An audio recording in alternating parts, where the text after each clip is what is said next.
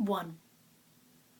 In the back chamber, discarded things of family jumbled together, nothing thrown away since we moved here in 1865. I foresee an auction of broken rocking chairs, painted farmhouse green, thick wooden skis, oil lamps, my great-grandfather's flannel nightshirts, stacks of youth's companion, lass, for resoling shoes, toys, 8 stacked beds. 2. I know you don't listen, Kurt Schwitters, but pitchers and catchers drive their cars south in February, while Fenway's baseball lies under snow. You collect yourself in the framed, deep-set collage Linda and I discovered at Yale. Idolatrous of this white farmhouse since I was 10, in my 9th decade, I daydream that it burns to the ground. 3. So that nobody will empty it.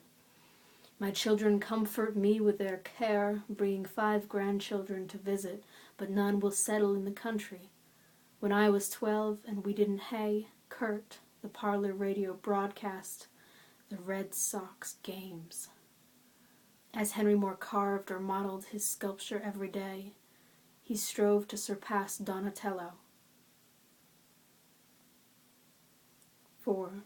And failed, but woke the next morning elated for another try. At 85, he dozed in a wheelchair. I list the objects of this long house, walking from room to room, taking notes, as if I controlled or determined what happens to things after I die. In June, the peonies go to rot, and white old roses flourish briefly. 5. This wooden box beside my blue chair was built by a cabinet maker to hold the toys of his grandson, my father, who died at 52. Inside it are LPs of poets, dead and reading their work with gusto. Let them melt. Baseball will inflate, Kurt, into year-long seasons under domes. My mother made it until 90. 6. All day I sit silent and alone, watching the barn or TV baseball, usually grateful for the hours of isolation's slow contentment. But I long for days when Linda comes. I ask, what will you do when I die? I will sit in the chair for 2 years. My grandchildren's grandchildren will know nothing of this grassy cellar hole. 7. Linda gave me the book, Kurt Schwitters, with murky photos from the 20s of your Murba and 10 collages footnoted as whereabouts unknown.